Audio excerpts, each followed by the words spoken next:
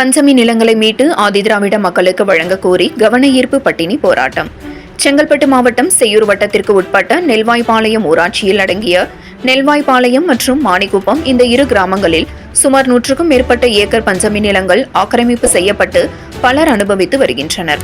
இதனை மீட்டுத்தர ஆய்வு பஞ்சமி நில வீட்டிற்குள் மூலம் ஆய்வு அறிக்கையை தாசில்தார் வருவாய் கோட்டாட்சியரிடம் வழங்கியிருந்தோம்.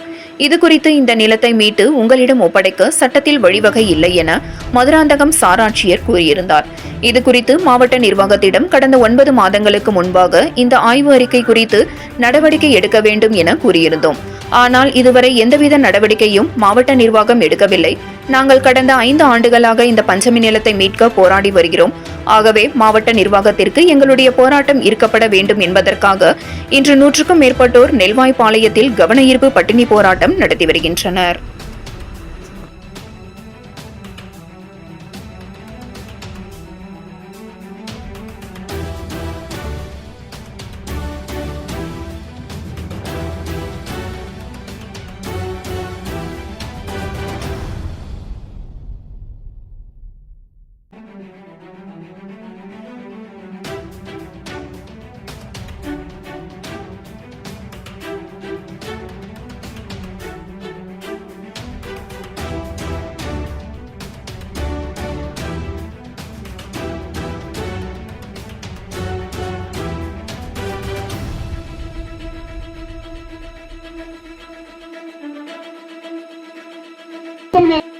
இந்த உயர்ஜாதியிடம் நாம் எல்லாம் அடிமைப்பட்டு கிடந்த காலத்தில் அன்று முனிசிப் தடுக்கப்படை என்றும் இந்த அரசினுடைய அதிகாரிகள் அன்று நியமிக்கப்பட்டு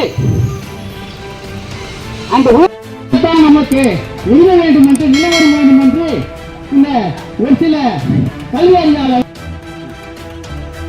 நெல்வாய்ப்பாளையம் பஞ்சமி நில மீட்பு குழுவுடைய செயலாளர் விமலதாசன் என் பேர். இங்கே வந்து நெல்வாய்ப்பாளையம் ஊராட்சியில் 2 கிராமம் இருக்குது. நெல்வாய்ப்பாளையம், மாணிக்குப்பம். இந்த 2 கிராமத்திலே வந்து 100கணக்கான ஏக்கர் பஞ்சமி நிலங்கள் இருக்குது.